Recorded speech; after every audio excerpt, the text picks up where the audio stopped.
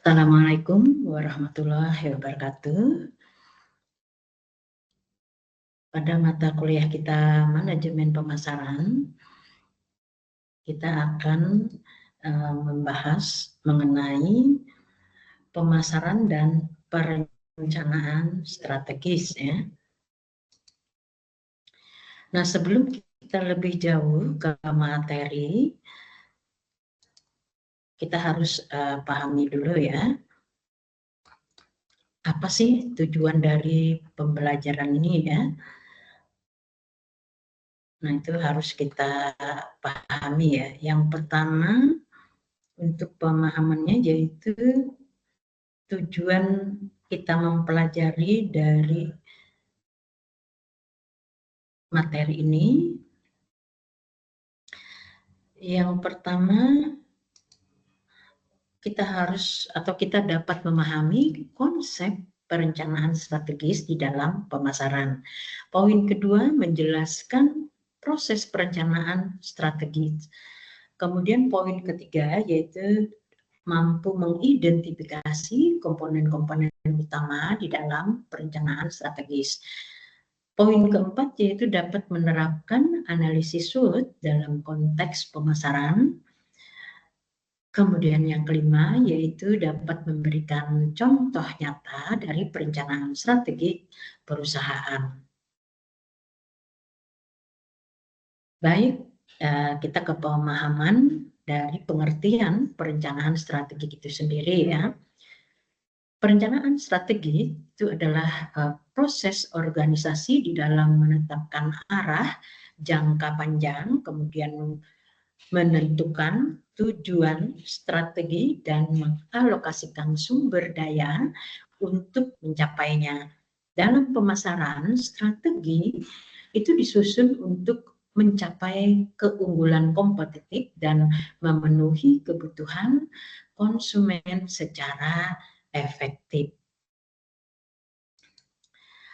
Nah, kemudian di sini juga kita akan melihat di mana sih perbedaan strategi dan juga taktik. Kalau kita lihat dari strategi, nah ini merupakan sebuah rencana jangka panjang dan secara menyeluruh untuk mencapai tujuan utama. Kemudian taktik ini merupakan langkah-langkah operasional dalam jangka pendek untuk mendukung strategi. Nah, contohnya saja untuk strategi yaitu dengan cara meningkatkan pangsa pasar Gen Z. Maka taktik yang akan digunakan yaitu dengan membuat kampanye TikTok misalkan ya, atau bisa juga dengan melakukan kolaborasi dengan influencer muda.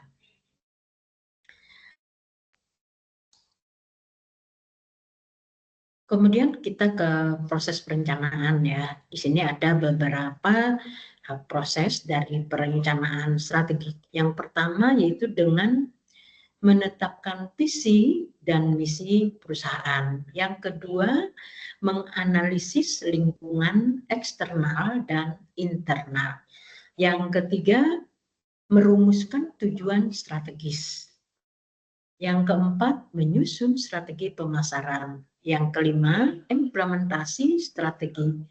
Yang keenam, yaitu melakukan evaluasi dan pengendalian strategi.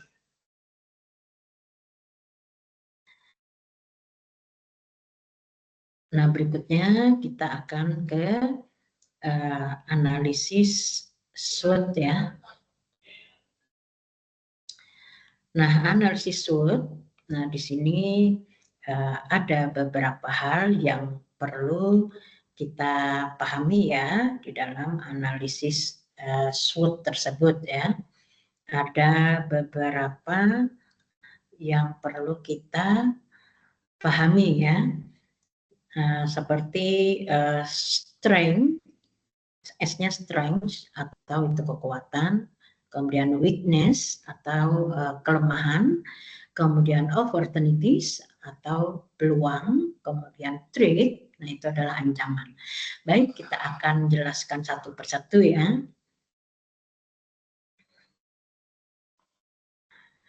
Untuk analisis SWOT, nah itu adalah salah satu alat penting di dalam strategi pemasaran yang biasanya digunakan untuk mengevaluasi posisi strategis suatu perusahaan atau produk SWOT yang merupakan singkatan dari Strength, Weakness, Opportunities, kemudian Threats.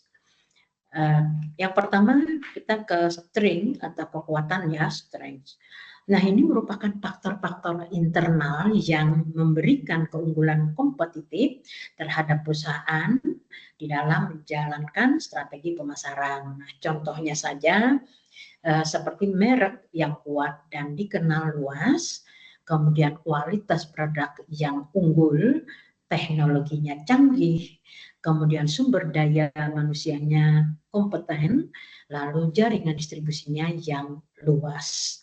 Nah, mengapa penting? Nah, kekuatan ini memang penting ya dan harus dimaksimalkan di dalam strategi pemasaran untuk membangun nilai lebih dibandingkan pesaing.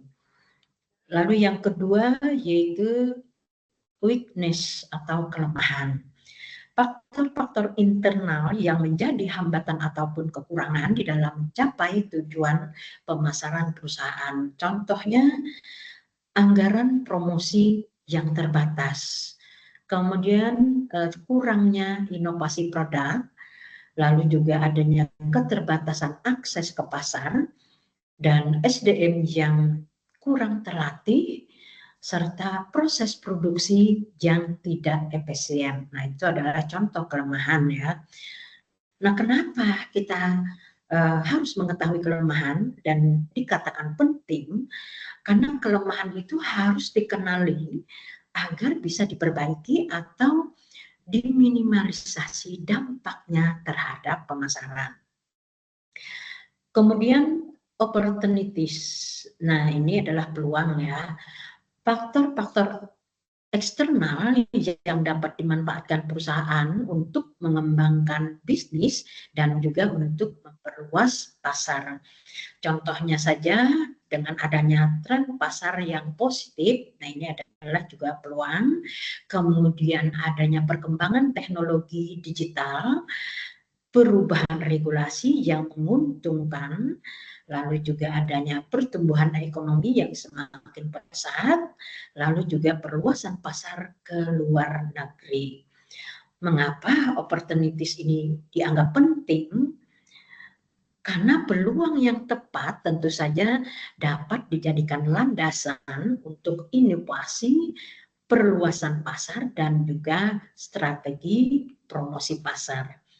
Kemudian threats atau ancaman, nah ini adalah faktor-faktor eksternal yang tentu saja akan dapat mengganggu dan menghambat pencapaian tujuan pemasaran. Misalkan saja seperti adanya persaingan yang ketat, kemudian juga adanya perubahan selera dari konsumen, lalu terjadinya krisis ekonomi, kemudian juga adanya regulasi pemerintah yang membatasi, lalu juga adanya gangguan pasokan bahan baku. Nah, ini penting diketahui karena ancaman itu harus diantisipasi dengan strategi mitigasi risiko atau adaptasi bisnis. Kemudian berikutnya yaitu strategi tingkat korporat. Pada strategi tingkat korporat, nah di sini ada beberapa hal yang juga perlu kita ketahui ya, perlu kita pahami seperti adanya pertumbuhan atau growth, lalu juga adanya stabilitas atau stability, kemudian juga adanya pengurangan ataupun retrenchment. Nah, oke, kita akan jelaskan satu persatu ya. Strategi tingkat korporat, nah ini merupakan strategi yang difokuskan pada arah dan cakupan keseluruhan perusahaan dalam jangka panjang. Strategi ini biasanya digunakan oleh manajer puncak untuk menentukan tujuan utama perusahaan, alokasi sumber daya, serta bagaimana perusahaan bersaing di berbagai industri atau unit bisnis yang dimilikinya. Nah, di sini ada 3 hal yang perlu diketahui, yaitu strategi utama di tingkat korporat. Yang pertama yaitu adanya strategi pertumbuhan atau growth strategy. Strategi ini biasanya digunakan ketika perusahaan itu ingin memperluas operasi pasar ya, kemudian juga produk ataupun pendapatan. Dengan tujuan yaitu dengan meningkatkan skala bisnis dan daya saing. Contohnya saja seperti adanya strategi pertumbuhan seperti ekspansi pasar, di mana ekspansi pasar itu adalah memasuki wilayah geografis baru. Lalu yang kedua yaitu pengembangan produk. Nah, ini akan meluncurkan produk baru atau layanan baru. Kemudian yang ketiga yaitu integrasi vertikal, di mana di sini akan mengambil alih pemasok hulu atau distributor hilir. Kemudian yang keempat yaitu dengan melakukan merger dan akuisisi, yaitu dengan menggabungkan atau membeli perusahaan lain. Nah, contoh nyata dari akuisisi yaitu Instagram oleh Facebook untuk memperluas jangkauan di media sosial. Kemudian yang kedua yaitu strategi stabilitas atau stability strategy. Strategi ini biasanya digunakan ketika perusahaan itu merasa sudah berada dalam posisi yang menguntungkan dan stabil, sehingga lebih memilih untuk mempertahankan posisi saat ini daripada tumbuh agresif. Nah, tujuannya yaitu untuk menjaga kestabilan kinerja dan juga menghindari resiko besar. Nah, ini biasanya dilakukan oleh perusahaan di industri yang sangat matang. Kemudian kondisi pasar yang tidak menentu. Kemudian juga ketika manajemen ingin fokus pada efisiensi eksternal atau internal ya. Nah, contoh nyatanya itu sebuah perusahaan perbankan yang mempertahankan pasar domestik tanpa ekspansi internasional. Kemudian yang ketiga yaitu strategi pengurangan atau retrenchment strategy. Ini biasanya digunakan ketika perusahaan itu mengalami kesulitan keuangan ataupun penurunan kinerja. Nah, sehingga perlu melakukan pengurangan skala operasi untuk bertahan. Tujuannya yaitu untuk menyelamatkan perusahaan, meningkatkan efisiensi, dan juga meminimalkan kerugian. Jenis-jenis pengurangan yaitu yang pertama divestasi, menjual unit bisnis yang tidak menguntungkan.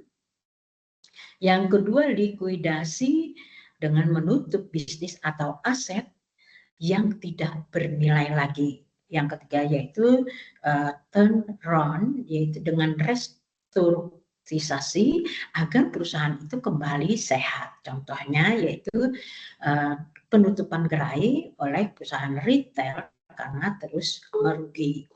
Atau contohnya lagi yaitu PT Indofood ekspansi ke pasar internasional strategi pertumbuhan.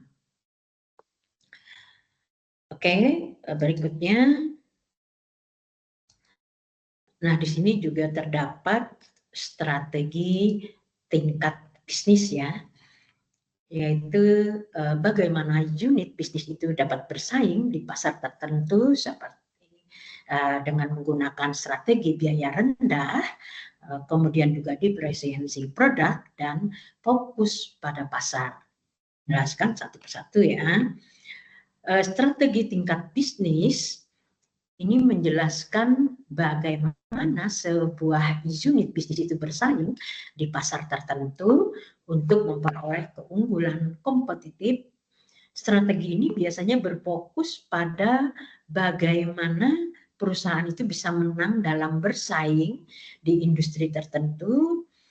Yang pertama yaitu dengan strategi biaya rendah atau cost leadership.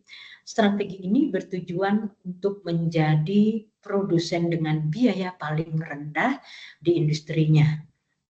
Nah, cirinya itu mengandalkan efisiensi operasional tinggi, kemudian skala ekonomi besar, pengendalian biaya yang ketat dalam produksi, distribusi, dan juga pemasaran.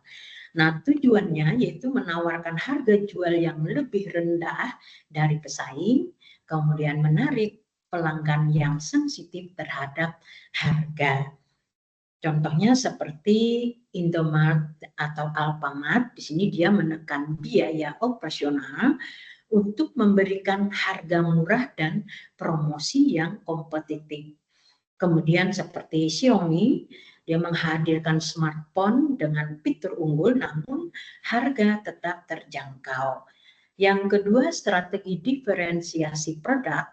Strategi ini biasanya berfokus pada menciptakan keunikan produk yang dianggap bernilai oleh pelanggan. Ciri-cirinya yaitu inovasi produk, kemudian kualitas tinggi dengan desain yang menarik, atau layanan pelanggan yang unggul. Kemudian adanya branding yang kuat.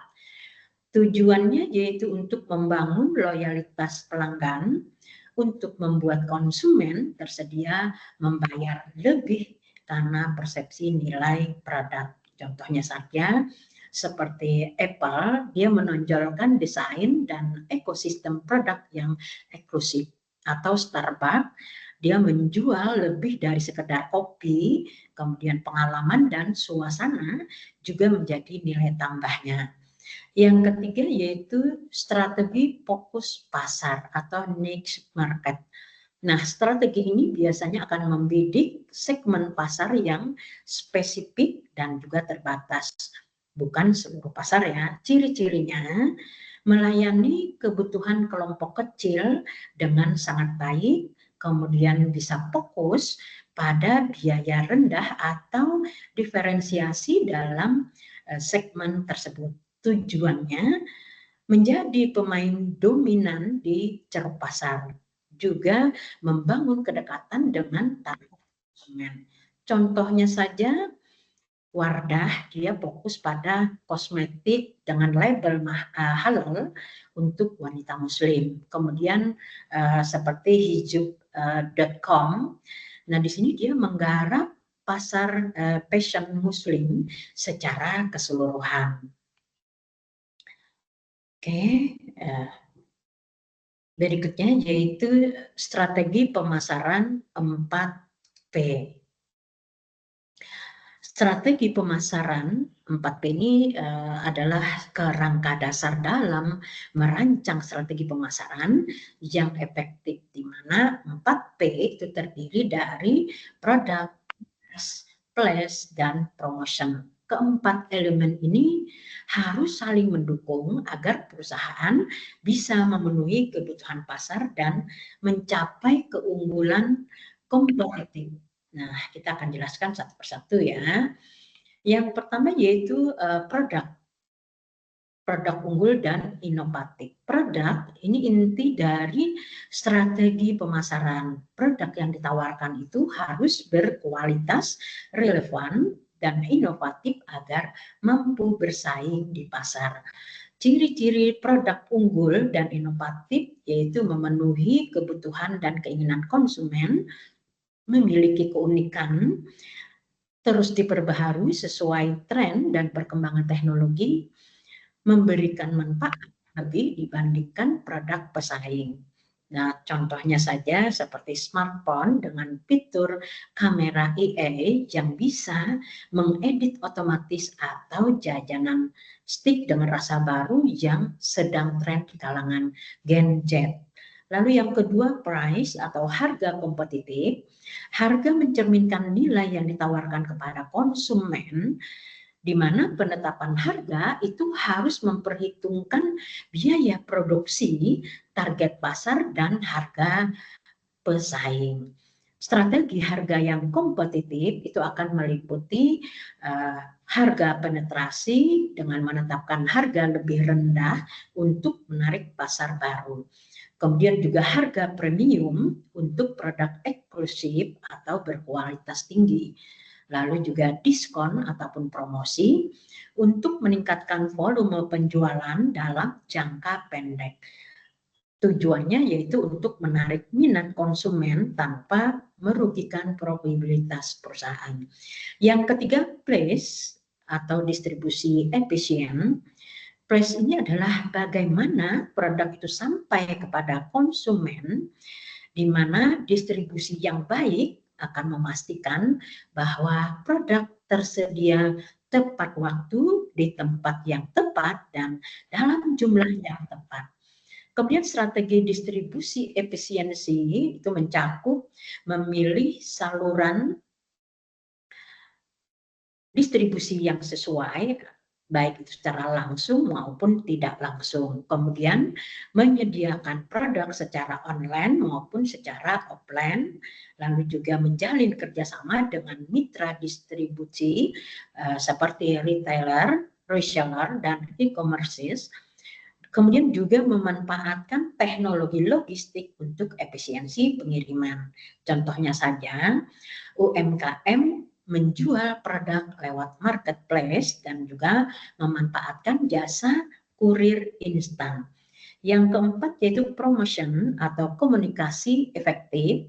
Promosi ini adalah cara untuk menginformasikan, membujuk, dan mengingat konsumen tentang produk, kemudian juga mengkomunikasikan dengan efektif. Ini harus sesuai ya dengan target audiens yang kita harapkan dan dilakukan melalui berbagai saluran.